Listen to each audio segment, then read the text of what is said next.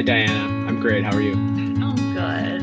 I'm really glad that you had some time to chat. We're going to dive into some topics that I know a lot of families want to learn about.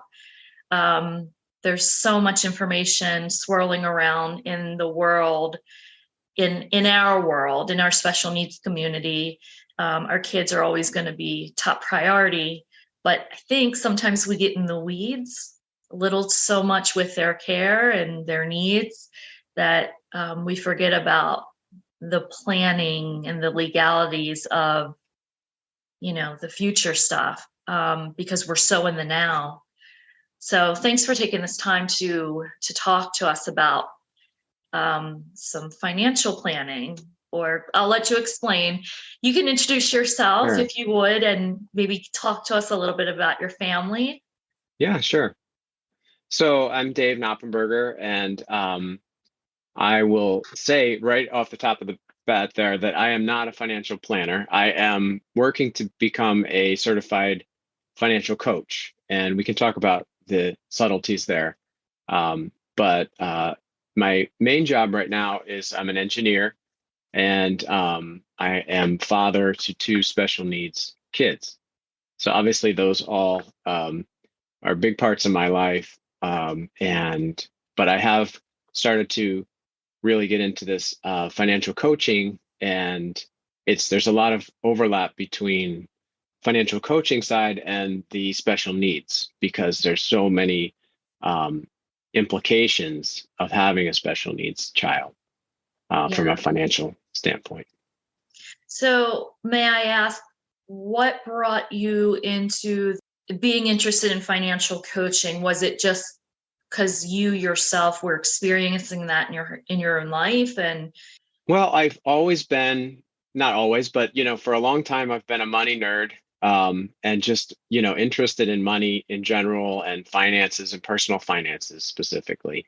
Mhm. And as we realized that the kids had special needs and that was going to have big implications for our future, I had to sort of learn that whole side of it.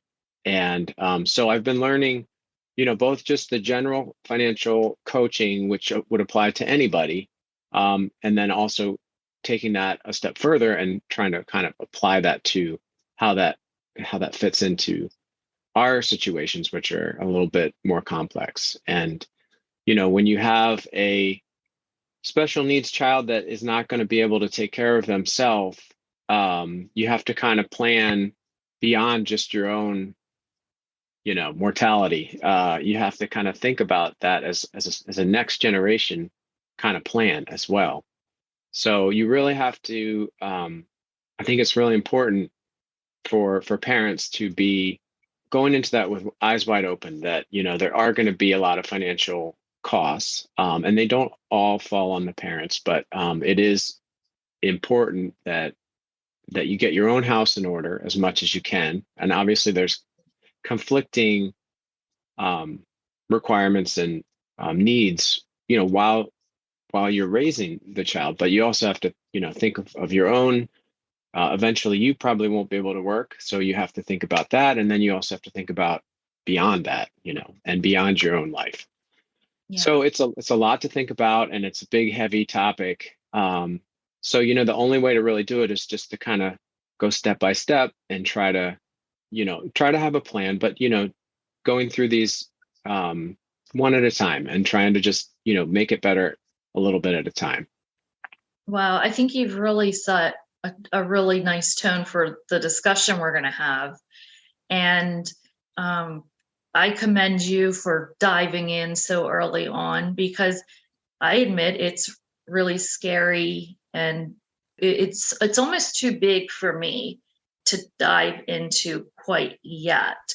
It's such a big topic, and it's in our world, it's big on top of big on top of big, right? There's nothing small or easy or quick fixes. And so for me as a mom, I've been so hyper focused on Colin's health needs and supporting him in ways that he needs supported, especially, everybody's went through the whole COVID thing together, globally. We got a lot of wrenches thrown into an already difficult situation.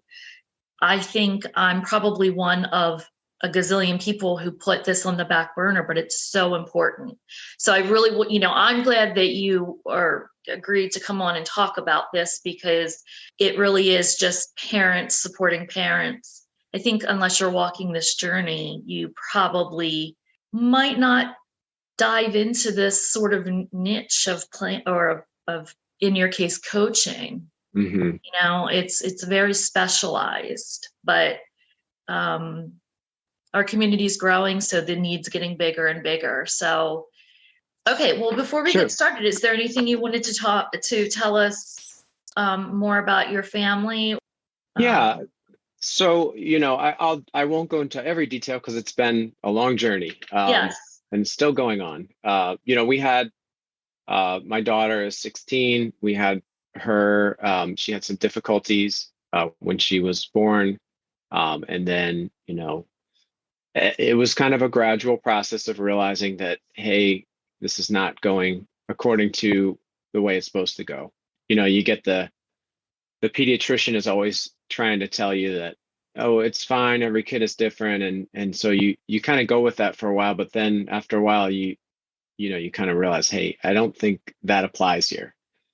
So and that's probably a familiar story to a lot of your listeners.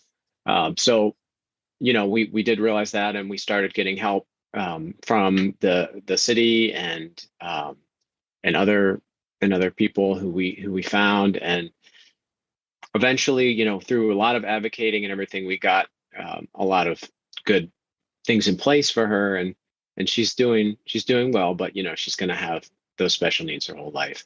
My son is 13, and he's also got some special needs. So the doctors believe there's a genetic component, but we don't have like a diagnosis that's like specific to that genetic situation. So so we're basically taking it on face value. This is what it is. This is what they can do. This is what we hope they can do, and just working with them, trying to get the best people and services in place. Of course, being an advocate is a huge part of it, and I have to give props to my wife. She is a super advocate for both of our kids, and without her, I would be lost. But we do kind of share the burden in a way. She's really good at advocating and talking to other parents and other people, and trying to figure out what's out there, what's available, and then figuring out how to get it if we can. And I handle a lot more of the finances side, and of course I'm also very involved with the kids. And we're both working as well, so it's just a lot of balls in the air. Yeah, I think we're trying to improve it all the time, get them into better services all the time, and everything's always also changing as they get older, and you have puberty comes in, and all kinds of fun stuff happens, and and then you got to start thinking about transitioning out of the school system. So that's kind of where we're at. My daughter is just at the beginning of that process. So we're now starting to think it. We've been thinking about it, but now it's becoming a little more real, because we're getting closer to that point where we'll have to make some hard choices and make that big transition for her. Yes. Yeah. So she and Colin are the same age. And I'm right there with you in terms of, the transition journey. Definitely way further along than I am. So I'm just glad to be educated by you today. And just on a side note, I just think your family is just a beautiful ray of sunshine. And I've enjoyed all of the times that we've spent together. I think we're really fortunate in our community, and props to your wife, because she is the one who initiated getting our social group together. Yeah. And We can't do it as often as we probably would like, but the times that we are able to get the kids together and all be together, I think it's really awesome and special, and kind of normalizes our complicated situations, for lack of better words. So, so I'm grateful, to know your family. Likewise. Well, thank you. So I'll let you dive in, Dave. Educate us. Yeah. Well, first off, I wanted to just clear up, what's the difference between financial coaching and financial planning? Because a lot of people get a little bit mystified when they hear that term, and there's a lot of confusion in that whole space in general. But basically, so a financial planner, a lot of people have heard of that, but they're going to be really focused on investments and, what your allocation is, your, stocks and bonds and what you're buying. And a lot of people that are called financial planners are actually, really just interested in commissions. So you do have to be careful in that space. And they do a lot of training. So there's some very good people there. I'm not saying everybody is out for, money only, but you do have to be careful because there's different models of how people are getting paid, and you have to be really aware of that when you're choosing one. As a financial coach, that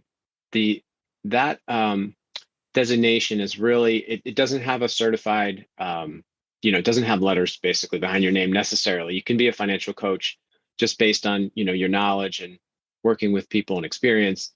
But I am working to get my accredited financial counselor designation. I passed the test, and I'm working to get the experience hours to be like official, and that's going to take a few years. But a financial coach is really, what they're doing is really focusing on good money habits, for lack of a better term. So it's about budgeting. It's about, it does touch on, some of the investing, but it's more just from the perspective of, hey, you need to be doing this. You need to be, looking at these different vehicles like, 401ks and IRAs and different accounts, but not getting into like what kind of investments you're doing there. That's more of the financial planner, and they actually, like, a financial coach can't even do that legally. So we stay away from the investment side, but we focus much more on kind of good habits, which I think is a really an important skill, and it's lacking, because we don't get that training in school or anything. So a lot of people, if they don't pick it up somewhere, they just flounder, because they're not really being intentional about what they're doing. Mm-hmm. So, I think financial coaching can really help special needs families, because a lot of times there is a lack of resources, right? Because maybe you can't work full time, or you just have so many bills and things. So it's about finding the space, in your budget, and trying to figure out, a lot of it is a little bit like therapy. You're kind of looking at, what are my goals? What are my values? And as my spending and how I'm using my money aligned with that. So trying to take a step back, because it's so easy to just spend and spend and spend and not really think about it. But are you doing it for the right reasons? Are you doing it because your neighbors are doing it, or are you doing it because it's really something that you care about? So those kinds of things are what a coach can help do. I think that's a great way of breaking it down and looking at it. And I think another thing that we can get caught up into is just being in such a grind and being on the go so much that you can't think it through. Mm-hmm. But by the way you just broke it down, are my values in alignment, and mm-hmm. my goals in alignment with how I'm spending? We can all relate to that. Right? Yeah. And sometimes it's just a matter, it's not necessarily something magic that I or another coach would have to say. It's really just taking that time, to step back and look at the big picture and mm-hmm. say, okay, I have these goals. I have these short-term goals, these long-term goals. I need to take a step in that direction. I don't need to solve everything today, but I need to be working backwards. Okay, if I want to be here in 20 years, what do I need to do today to make progress towards that? I have So to tell you that I love therapy and I always talk about it. I'm very open about it. I think it's one of the most amazing gifts you can give yourself, is to be in therapy. And one of the biggest lessons that I learned over this last year was work backwards because it's too grand otherwise. mhm, And I think that's like such excellent advice. yeah. And I'm not the first person to say that, but I do think it's really important to just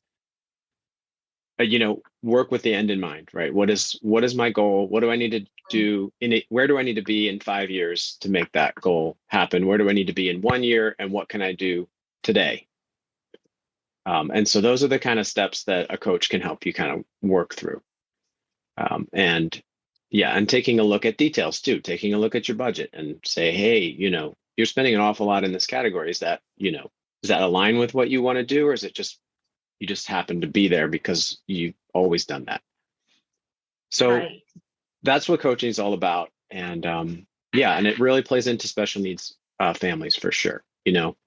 Um, Special needs families a lot of times are not thinking about themselves. The parents are thinking about the kids.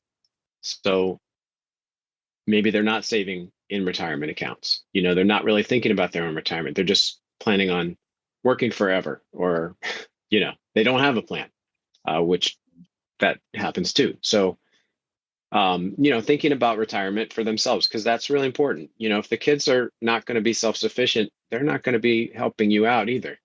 So you're going to have something for yourself. So you need to, before you even get into the providing for the child, you also need to provide for yourself, because no one's going to give you a loan for your retirement, or if you Right. can't work. I mean, it's great to say I'm going to work forever, but that doesn't always work out. People get sick, or maybe the needs of the child become so much that you can't work anymore. So you need to really be thinking about that early. And no night on a beautiful horse is going to come rescue us either. Probably not. So, So if okay, I have a couple thoughts. If somebody, because I know you've already passed your test, you're well on your way to becoming officially certified.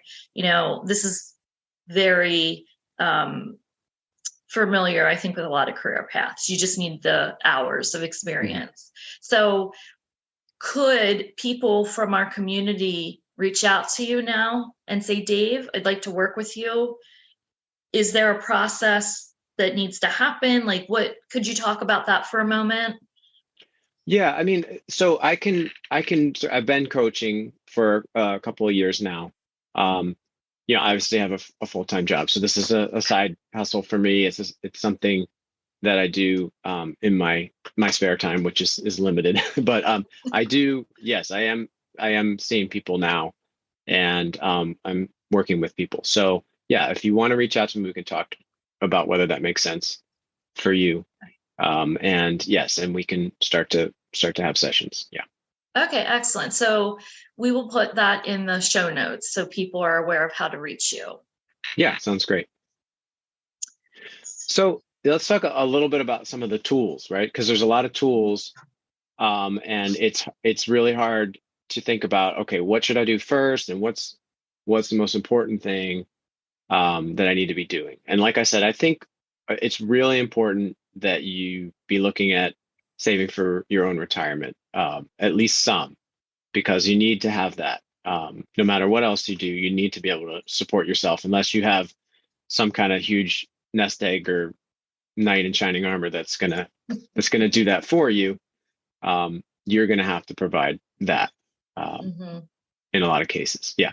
So, the looking at your 401k, your workplace retirement, trying to get that as high as possible, making sure you're getting the match, if you have one from your employer. There's also IRAs. You can save, exclusive of your employer. You can put money in IRAs. The Roth IRA is a really good tool for like estate planning, because it So I don't know how much you want to get into the nuts and bolts, but um, IRAs generally have a tax advantage, right? And a Roth IRA is a type of account where you don't get any tax break initially, but that money just grows and grows and grows. And when you take it out, it's tax free. Yeah, So it can that's be a really, great to know. yeah, it's a really a unique account because most of the time, the government's always got their hands out. But this is one where you, once you pay that tax and put the money in, it's yours. Mhm.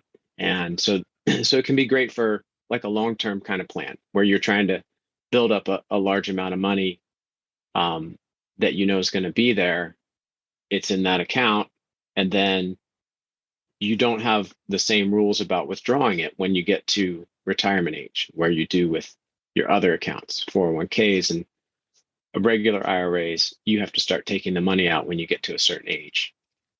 With a Roth IRA, you don't have that required minimum distribution, so that money can continue to grow and then be inherited by your child or your child's trust, and we can talk about that too. So Okay. that's a nice little account to be thinking about if you have the money to be funding a Roth. Um, Mhm. whether that's at work, they do have some Roth 401ks as well. So that's sort of an equivalent option in an employer plan. But looking at all of those, and that kind of depends on your tax situation, which is the best. So that might be a question for like a CPA or someone who does your taxes. Which account is better for me? Because it depends on your income and things like that. But Mhm. looking at those is certainly a really good basic step that I think everybody should be doing, regardless of special needs or not. Okay. So just to clarify, with the Roth IRA, you pay taxes on the front end. Is that right?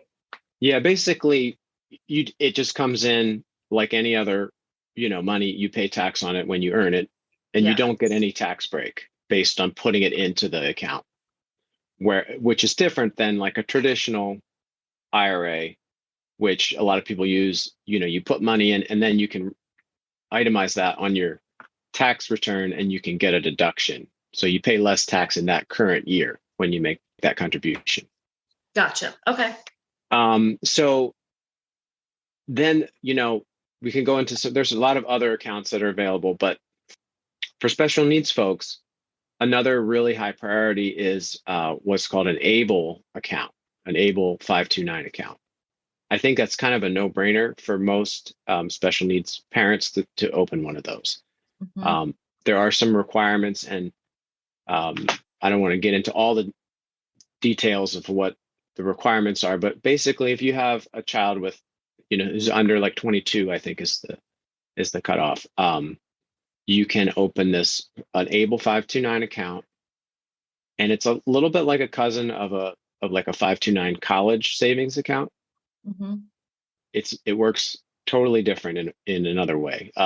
The idea is that you're putting money in, and they're sponsored by the state. So you would go with your state, like Maryland has one. And the way the accounts work is that they are not counted as an asset for, some of these government programs like Medicaid and SSI, uh, unless they go over a pretty high threshold. So you can put money in as a parent, you can put money into it. And then later, if the child works and makes money, they can put money into it as well. And that money does not count as an asset. So they can have, instead of having this limit, they can have this account that's set aside. And I think it's just a great account for folks that have special needs kids. Absolutely. I certainly didn't know that about the ABLE account, that a kid could contribute if they're working part-time or whatever in the future. That's so good to know, because everything that we've learned up until now is sort of like nothing can be in their name. It's like a strike against them. Right, right. So there's the SSI, qualifying for SSI and Medicaid, which is, I think, what I was talking about earlier about the government programs. A lot of our kids are going to qualify for those, right? They're going to get SSI and, Medicaid based on their own, once they're adults, if not earlier. they're going to qualify for Medicaid based on their own, assets. And there's an asset limit and an income limit. And so thing like an ABLE can allow that child to work and earn money and put that aside into that ABLE account and not go over that asset limit. So maintaining that SSI and maintaining the Medicaid and getting all the services that come along with that. So it's a really great tool that parents can use. So there's a couple, wrinkles with it, like anything else from the government.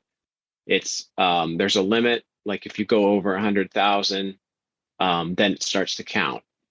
So, there's a limit to how much you can put into it.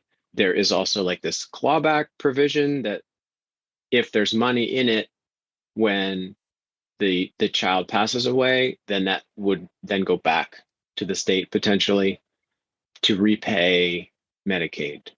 But that's it's actually something that the states are kind of, like Maryland at least, is saying, hey, we're actually not going to do that, but they could. So that's just a little wrinkle that could happen way down the line. It's not something that really bothers me because I figure, hey, if I'm getting all those benefits for all those years, or my child is getting all those benefits for all those years, that's not a big price to pay. Sure. For them to take what's left in that account. Mm-hmm. So yeah, and as far as how that can be spent, so you kind of want to think about, well, hey, why am I putting this money in, right? What is this for? But the idea of it is it can be spent on a really wide variety of things. It can be spent on, just like miscellaneous entertainment stuff, but it can also be spent on food and housing, which are kind of danger zones, I guess, for other types of accounts. So kind of playing into this whole thing, the other tool that parents a lot of times think about is a special needs trust. And a special needs trust is a way for a parent to, provide money for that child that's not in their name, but can still be, benefit them. Mm-hmm. So you set this trust up and it becomes its own kind of entity. It's like its own legal entity. And so it doesn't count as a child's assets because it's not in their name. It's in this trust, but it's for their benefit. So that's the kind of the purpose of the special needs trust. And a lot of people will fund those with like life insurance policies, right? So the life insurance, instead of going to the child, in which case it would become an asset and then totally, blow out any chance of continuing to get SSI and Medicaid. So instead of doing that, you leave it to the trust so the beneficiary of the life insurance policy would be the trust itself. Just a quick question. Parents or guardians would be in charge of the trust until you pass away. And then I'm thinking that in part of the will, it would designate someone to then be in charge of this said trust.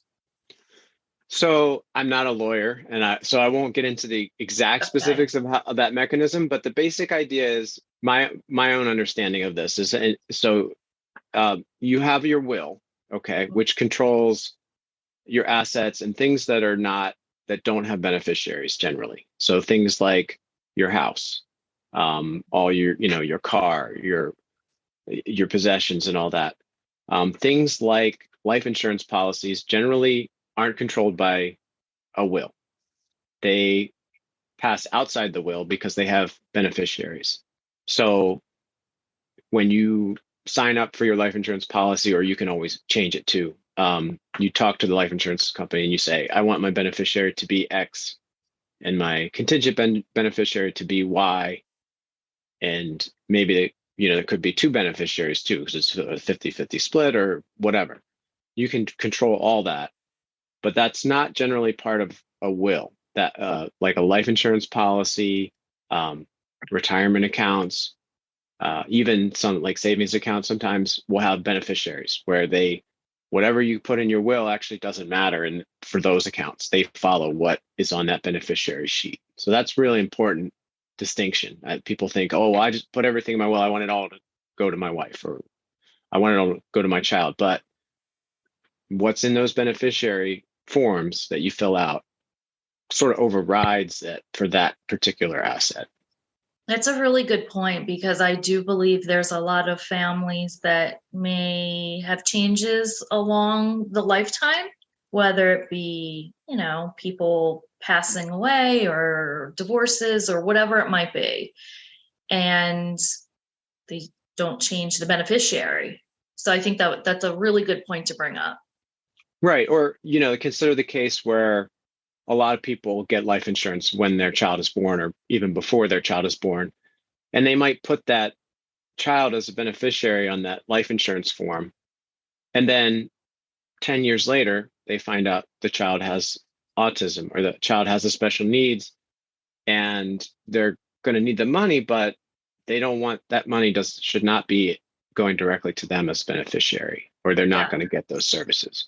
So they might have had good intentions, but didn't know at that time that it was going to be a problem. So it's important to just go back and review all that. And generally, you want a will regardless. So the will is going to be there to talk about those assets that, you want to leave. There could be assets that go into the trust from the will. So you might have your house, for instance, go into the trust. That could be one strategy. You also would designate who's going to be the guardian of the child if you pass away. So that stuff all is going to be in the will. And there's going to be other things depending on your situation. But what you want to do for like creating a will is, and or a special needs trust, if that makes sense for you, is you need to see a lawyer who specializes in that, who does that. And special needs trusts are really specific part of the law. So not every estate lawyer will do that. They might just be focusing more on regular types of estates. So it's really important to seek out people that have experience with special needs trusts, because it has to be written in a certain way, and there's a lot of specific language that needs to be in it and things like that. So you would go and see a lawyer like that, and they would help you draft a couple of documents, or a few documents probably. You probably, almost everybody needs to have a will, just for things that don't have beneficiaries, like your house or your assorted kind of possessions and cars and things like that. And also that will is going to be important because it's going to designate who's the guardian for your children. So if you have children, it's really critical that you have minor children. You need to have a will for sure, just to designate who's going to be taking care of my kids if I die tomorrow. So I think that's the very bare minimum, is a will that everybody should have, unless you have like almost no assets and no children. You're probably not listening to this.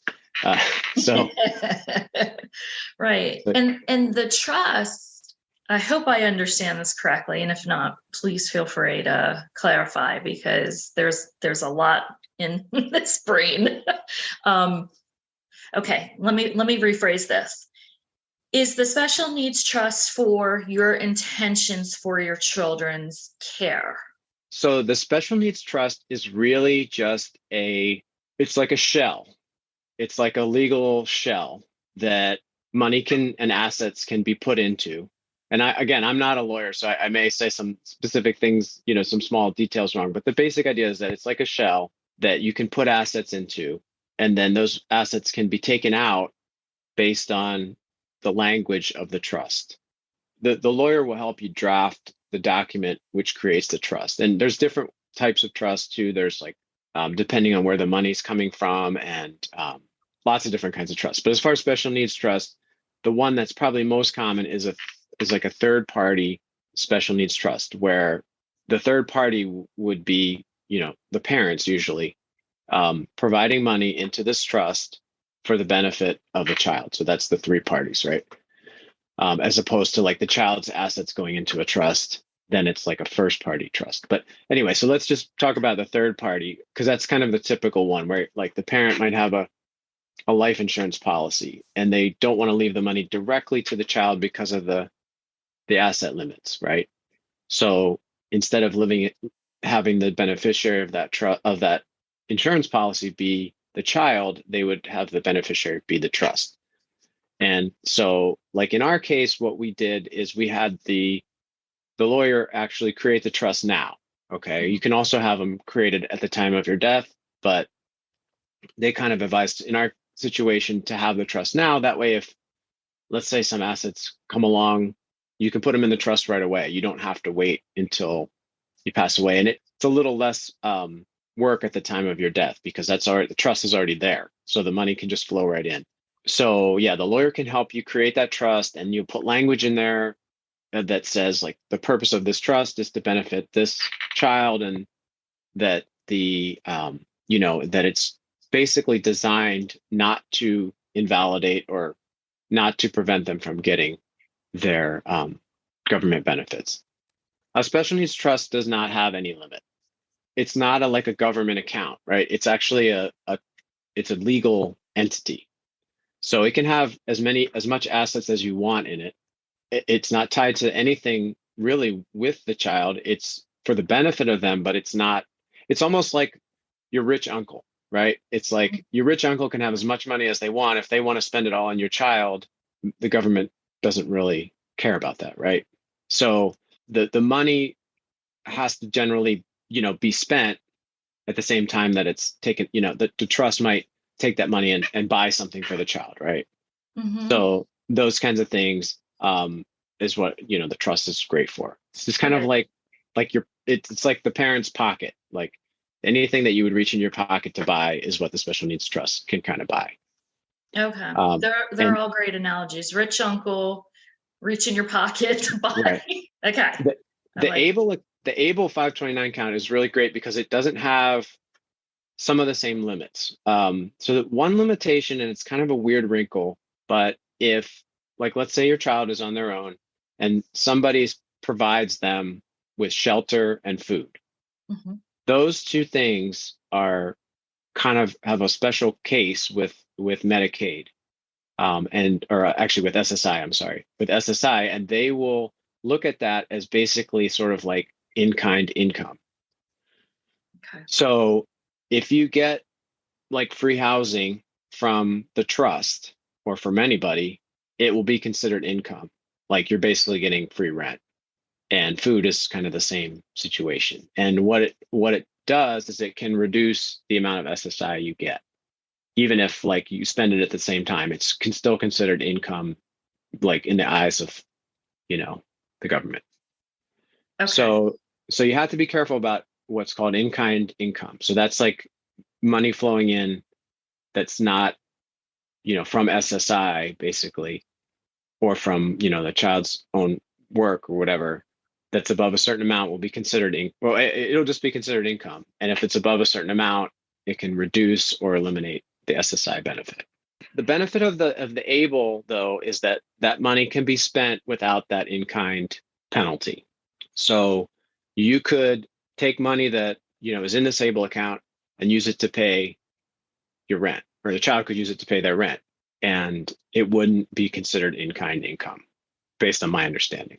It can be a really valuable tool to have that ABLE account, and then if there's more money, to have that in the special needs trust, and money can actually go from the special needs trust directly into the ABLE account, and there's limits on that too. Okay. So I think the first step is the ABLE account, right? That's really, there's no downside, I don't think, to that.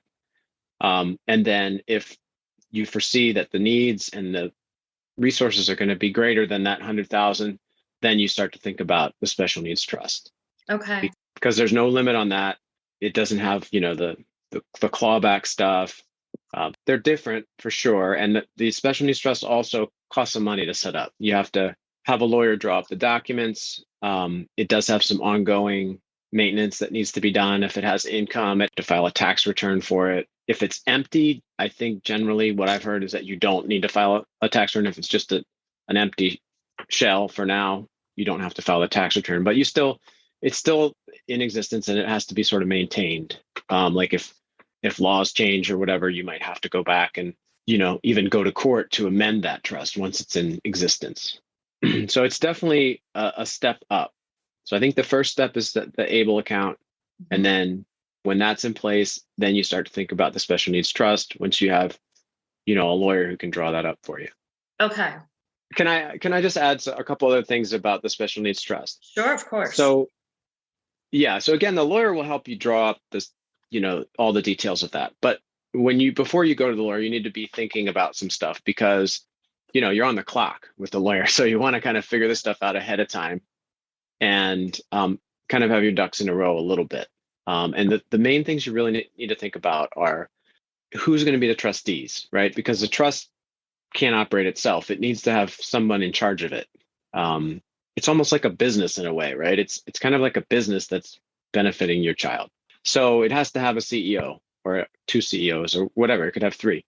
You have trustees that are named when you create the trust. So there'll be the initial trustees.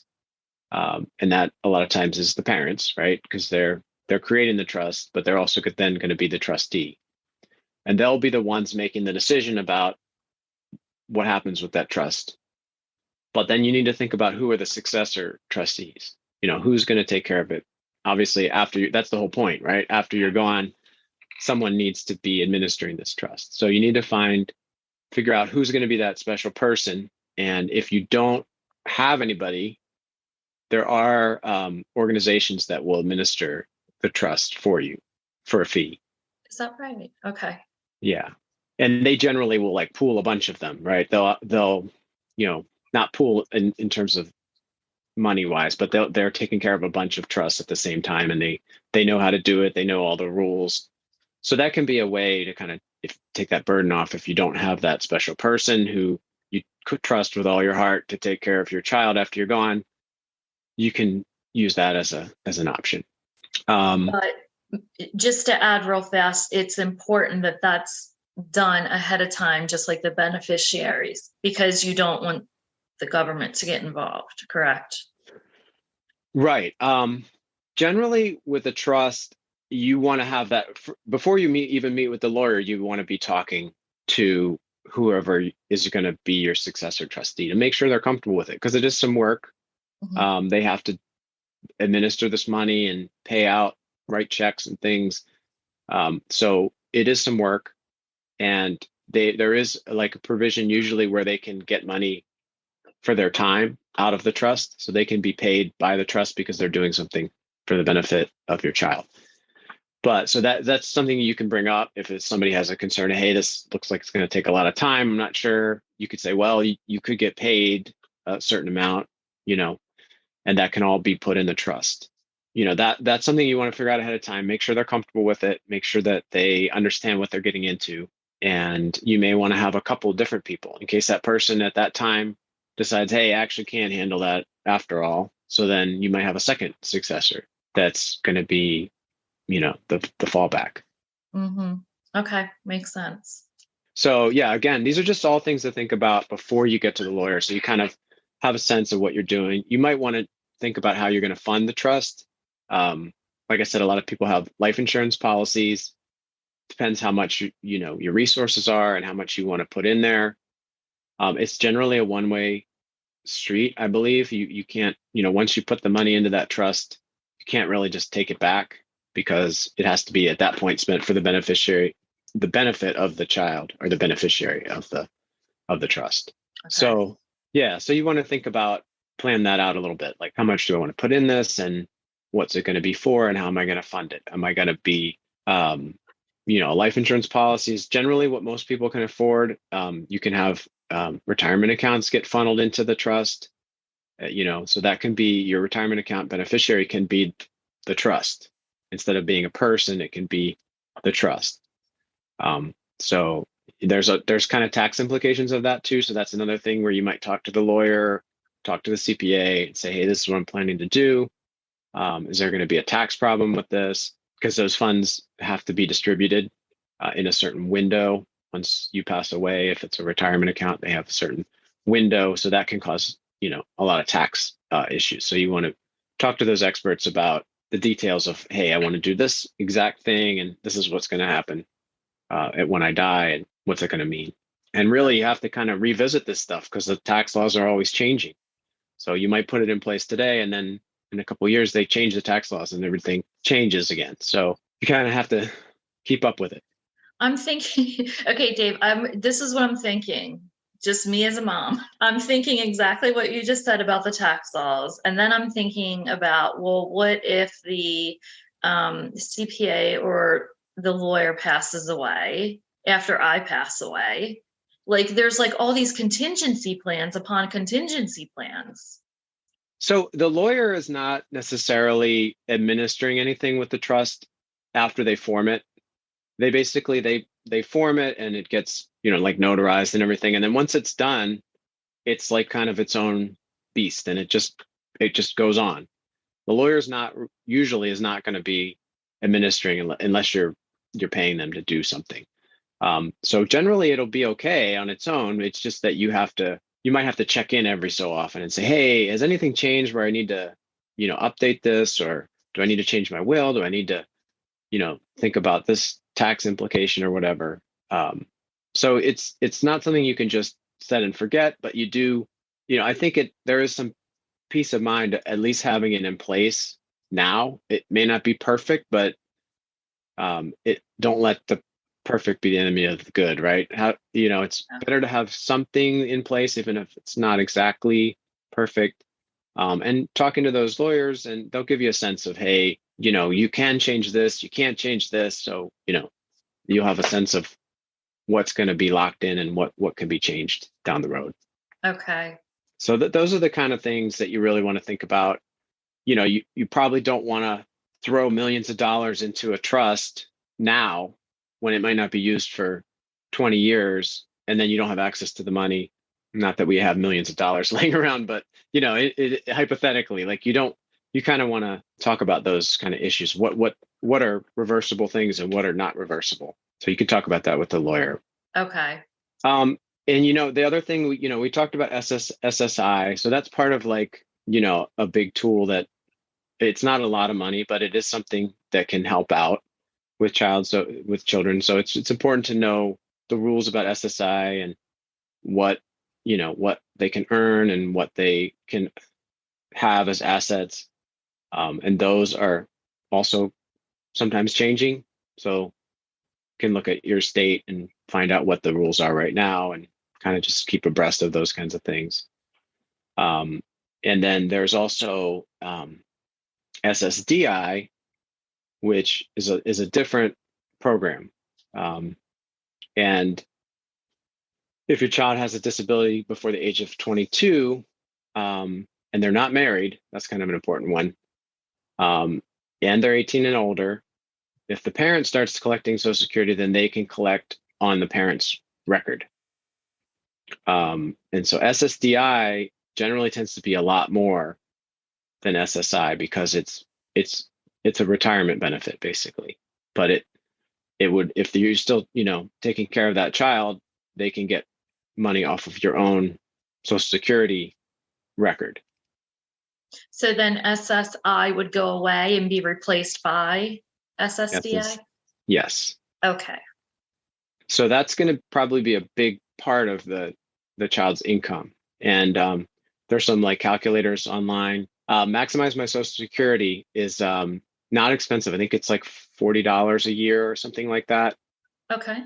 And you put in all your earnings history, your spouse's earnings history, and then if you have a child that's disabled, you can kind of check that box, and then it will factor that in, and it'll tell you it'll give you some estimates of what your benefits might be if you work this long or if you retire today or whatever. You can tweak that, and it'll tell you what the estimated benefits are going to be at retirement. So that can be a big part of that plan for that child. You had mentioned the age is between 18 and 22. So I believe the rule with SSDI is that the disability just had to start before the age of 22. I see. Okay. And they won't, I believe they have to be 18 to collect their own benefit off of a parent's work record. Okay, gotcha. But Social Security is like its own beast, it's really confusing. So that's why I like these. The calculator kind of figures all that stuff out for you. You tell it all the ages of everybody, and it knows, like, it can figure out, okay, this is what they're likely eligible for. And of course, that is another big question mark, right? We have no idea what's going to happen with Social Security. So it's really, you have to be careful with that too. You don't want to just rely on that. But it is probably going to stick around in some form, might be reduced. So you could, think about maybe it's reduced by 25% or something like that. But, keeping it there, but maybe hedging your bets a little bit. Yeah, that's an excellent point. I'm so glad you said that out loud, because I think not everyone in our community might be, and this isn't just specific to our community, it's the whole United States. I don't think everybody's aware of the status of what's happening with Social Security. So. Yeah, it's not a Ponzi scheme, but it kind of works like that, is that basically the people that are working now are paying for the people that are retired. Yeah. And we just have this demographic situation where the number of workers who are funding it is going down while the number of people that are drawing off of it is going up.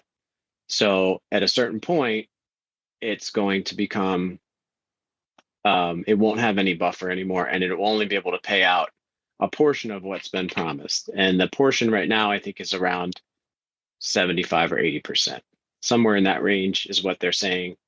Once they have a trust fund. Once that trust fund runs out, they're just going to pay, unless something else changes with law, they'll only be able to pay a fraction, like 3/4 or so of what's been promised. So it won't go away because people are still going to be working and they're still going to be paying into it at the same time. It's just there won't be that buffer. It's almost like a bucket, right? And you have a full bucket, but you start taking water out faster than, it's got a hole in the bottom, right? So water is flowing out at the bottom, and water is also coming in at the top.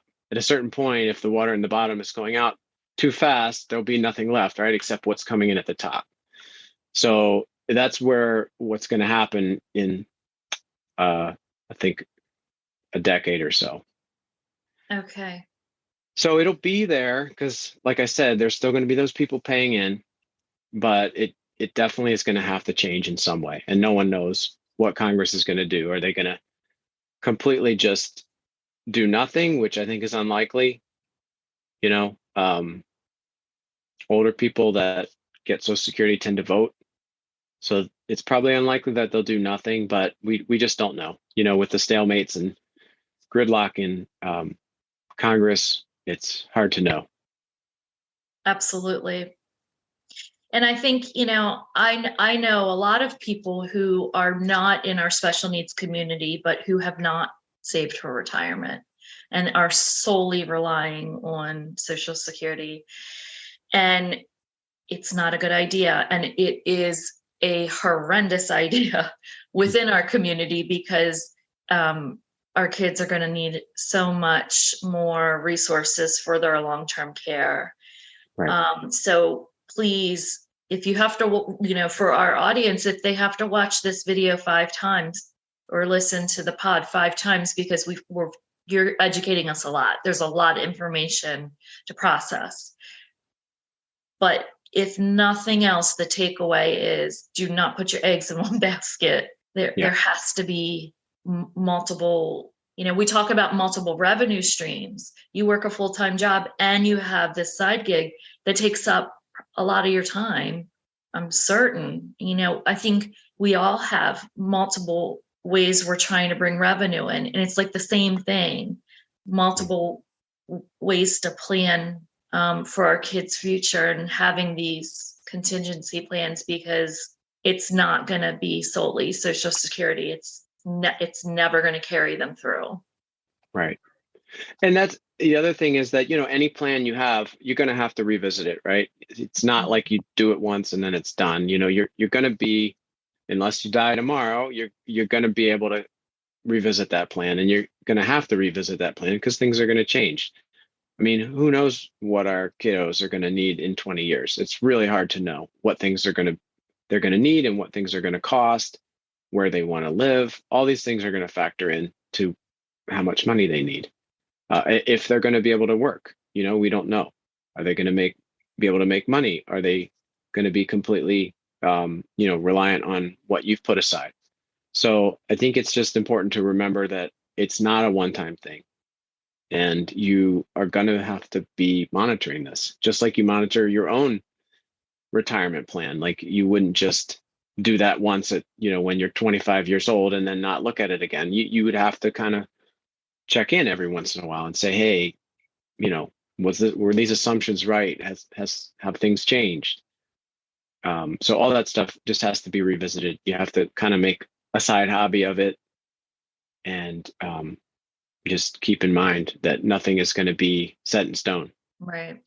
So the other big program that folks probably know about, a lot of your listeners probably know about the autism waiver, but my understanding is that ends at 21.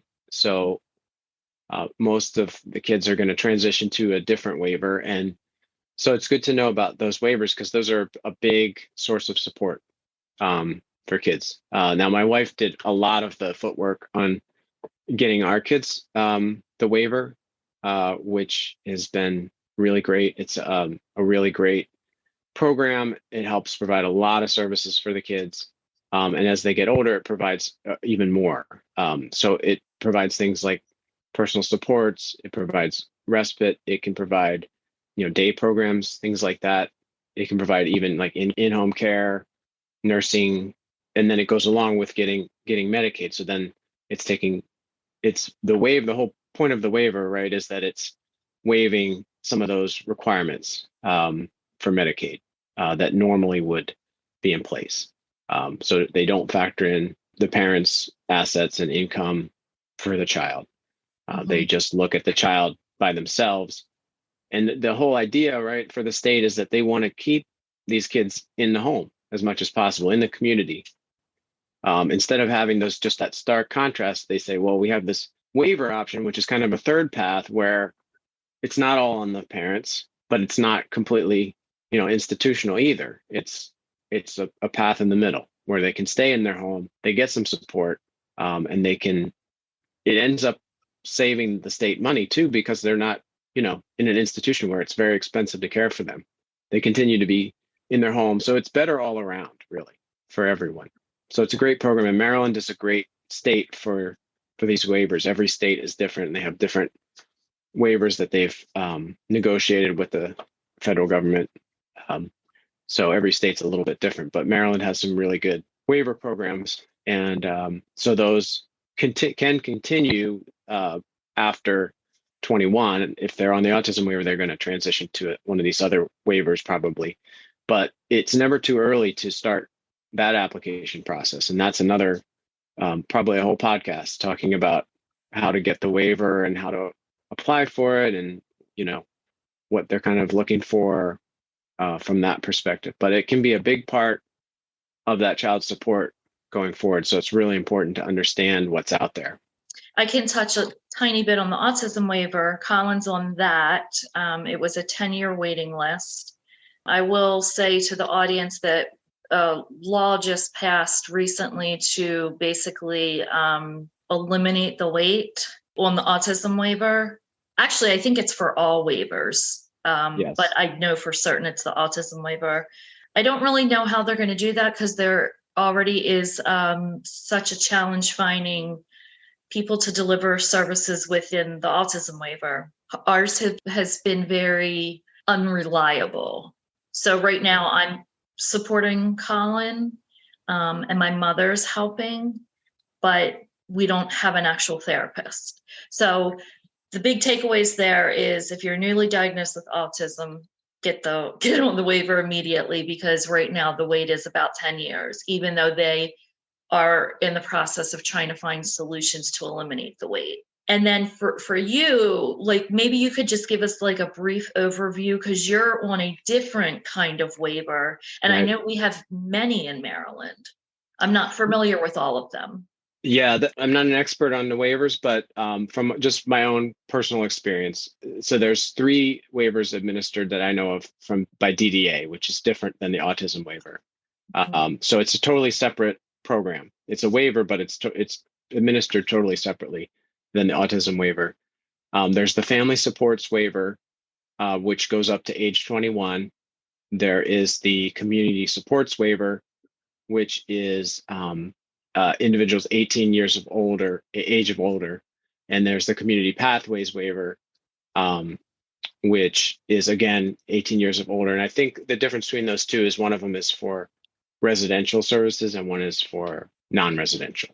So you can get all the details of the different waivers, and that's really more than you really need to know. It's just that there are the waivers available, and you would work with DDA to start applying and get on the wait list. And again, just like you said, there's long wait lists for those as well. So the earlier you can get on there, and probably now is a good time since they're really concentrating on trying to reduce that wait list.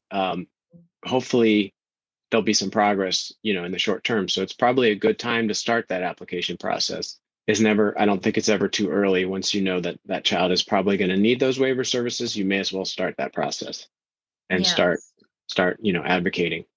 Yeah, and the benefit of the DDA programs is that they have a self-directed option, which a lot of people don't know about it. For some reason, we didn't hear a lot of people promoting it from, the people we were working with, but we found out about it from another parent actually. But basically, you can opt to do a self-directed model, which is instead of having an agency provide your services and provide your staff, using the state's money, you hire your own staff and you train them yourself. You choose, based on the budget that the state provides you, you choose their pay rate. You can provide some benefits and you can provide training money.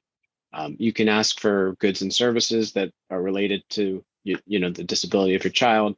And all that stuff gets rolled into a budget that the DDA approves, hopefully, and you then can even move money around throughout the year. If circumstances change or you use too much of one thing, you can move money out of another. You can get mileage reimbursement for your staff if they're driving around. So there's a lot of great services that you can get. And the self-directed, the benefit there is that you can generally pay more.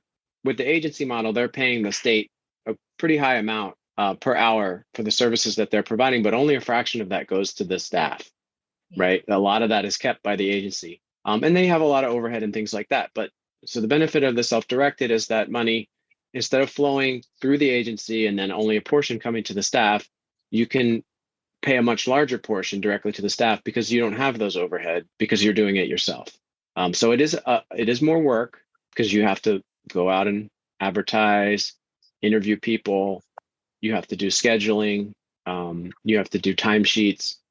But in my opinion, it's well worth it because you have much more control. And as you probably know, when you're with an agency, they are in control of who comes. You have maybe some say in it, but if they can't find anybody, there's nothing you can do about it. It's So such a valid point because we live very far north and they cannot find anyone. Yeah. So I think the pay, everybody's pay is going up, and I think the agencies just haven't really kept up with that. And so that's why it's so hard for that model to work. It's just they're keeping such a large portion of those funds that it just isn't enough to get people to do this job because it's not an easy job. It's not. And so, we had experience with the agency model, and it was difficult to find good people. We found some people on our own and had the agency hire them, but getting good people that can stick around is difficult with the pay being so low. So I highly encourage if you can get on one of these DDA waivers and get the self-directed, if you have the time to do all that stuff, and there are people to help you. It's not totally on your own. You get an agency, not an agency, but an organization who helps you kind of oversee the budget. They do all the payroll. They're called an FMS or FMCS. and they will do all that like kind of administrative side, the payroll, that sort of like collecting the forms, providing the forms for you to have your staff fill out. So you're not totally on your own. You are doing a portion of that work, but you're not completely on your own. And you also can have someone called a support broker, and their job is to kind of help you figure out, okay, where can I advertise? What should I say in my ad? What things should I be talking to them when I do interviews? What should I be asking them? So there is some help. You're not completely on your own. And we found that, you have enough help that you can get it done, and you can find people. You just got to stay on top of it, because people are always leaving, and circumstances are changing. So it's kind of another part-time job, I guess. But it's well worth it to be able to have that staff. And does the employees at DDA, once you get approved for the waiver, will they help you navigate the self-directed? So do they kind of push you in the right direction is what I'm saying? Because let's face it, the state makes it very challenging to find out information.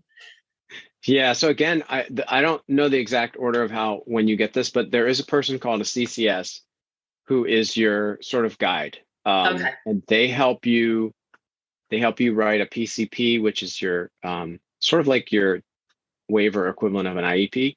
Okay. Where it talks about what their needs are, what they would like to be able to do, what they need in order to have that happen.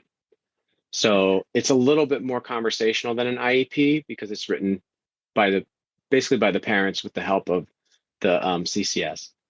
And so they are really your guide, though. They'll help you with that PCP, then they'll help you draft a budget, and then you'll submit that to DDA, and then DDA will approve it, and they can help you if something comes up and DDA doesn't approve it. They'll figure it out with DDA and resubmit it.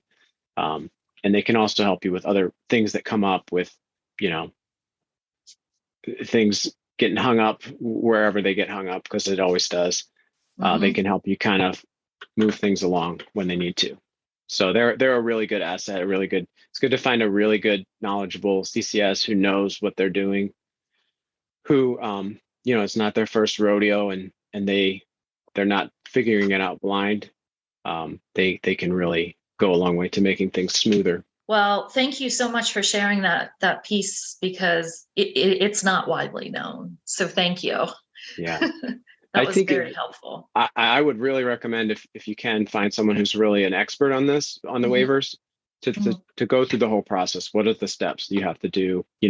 My wife did a lot of that. She's really good. She knows a lot of those details, but there's probably people that know all the details and can tell you every little pitfall that you can fall into or what you need to do. But I believe the first step is going to the DDA and applying. So I think that is really, but it would be great if you could do a podcast just on the waiver itself. Yeah. And we can all do this. We're a big community. We're here for one another. We can do this. Take the baby steps. Yes. The micro, not the macro. One little baby step at a time, one day at a time. So, okay. This is a little bit more on the personal side of things. Not that wasn't personal, but just to find out a little bit more about you and how you can maybe support some of the other fathers out there, and maybe some of the mothers. Would you share with us, what is your favorite book?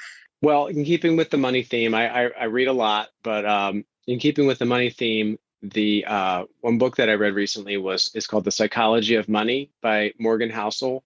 Okay. And he's a really good, his style is really good. It's very easy to access. He talks a lot about, what holds us up with money and why we make the stupid decisions we do with money. And it's great. He goes into a lot of different topics, and he has a lot of anecdotes and things that are relatable. So it's a good read. I think anything with psychology is fascinating. Any psychological angle on anything is really cool. All right. And next up is, what would your dream vacation be? So, I think my dream is to be able to take my daughter to Europe. My wife and I went there a long time ago, over 20 years ago. And we haven't been back, but we have a bunch of picture albums that my daughter loves to look through, and she's always looking at the landmarks. She has a whole lot of interest in, the funny names of things and things like that. So we told her when she's old enough and she's ready, we'll take her at some point. So we'll figure out a way to make it happen at some point. But that is kind of a dream of mine. That sounds fantastic. I can totally see you guys all there. So who inspires you? Gosh, I think I have to say some of the special needs parents that I have met are just fabulous. You, for sure, and some other folks that I have met that are just unbelievable in what they do, the devotion, the sense of purpose that they have is just inspiring to see because it is so, it's it's a difficult job, right? Nobody signed up for this. And we get put in this position and it's easy to just be the victim. And it's hard to really say, hey, I'm gonna make this my purpose.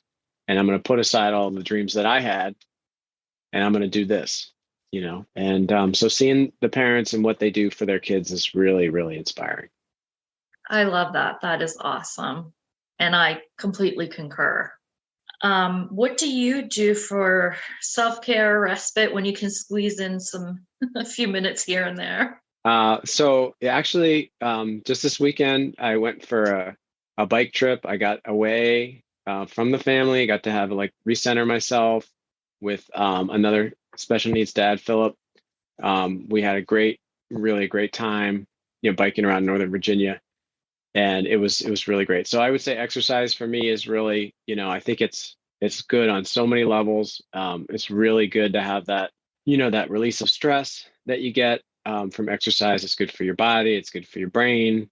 Keeps you maybe hopefully living a little bit longer. And we all need that with the kids that we have. So I think it's, there's no real downside to it. You just got to make it happen and make it a part of your daily routine, make it a habit, and then becomes, automatic. And what a beautiful time of the year to go there to Virginia. Gorgeous. Everything's changing right now, the trees. And did you guys go on a trail or? There's a paved trail down there called the W&OD Trail. It goes from DC way out past Leesburg and into Northern Virginia. And it's, I think it's about 45 miles each way. So you can ride to your heart's content. We had a great time. Great. That's fantastic. I'm glad you were able to do that. And then the last question is just to wrap up, what would your best advice be for families? Yeah, I mean, I've given a lot of money advice. I think, from a parenting perspective, I think I'll just, restate something that was told to me when our kids were born by an old pastor that we had. And he just said, remember that, your kids, they're people, they're not your, robots or whatever. Like they have their own wants and desires and everything. And just try to remember that and don't impose your values and will on them. Let them drive. You're just there to kind of keep them from going in the ditch. That's paraphrasing, but basically that was the idea. It's just, they're people, even if they can't always tell you. That's beautiful advice. Absolutely. I think sometimes as human nature, we kind of lose sight of that. It's just a really beautiful reminder. Yeah. They see the world in a different way than we do. Mm-hmm. And it just got to try to remember that the way that we see it is not the only way. There's, they have their own perspective and they're navigating the world the best they can with the perspective that they have. So our job is just to try and help them. And we can't necessarily change everything about them. We can try to make it better for them and make it easier for them and help them on the way, avoid the pitfalls of so many pitfalls in this world. So just try to kind of be the best guides we can for them. That's perfect. That's a perfect note to end it on. Dave, thank you so much for the time. It was really nice spending this time chatting with you. And please tell the family hi, and I hope we can all get together again soon. Absolutely. It's my pleasure. Thank you for having me. Thank you. I'll talk to you soon, okay? Okay. Okay. Bye-bye. Bye.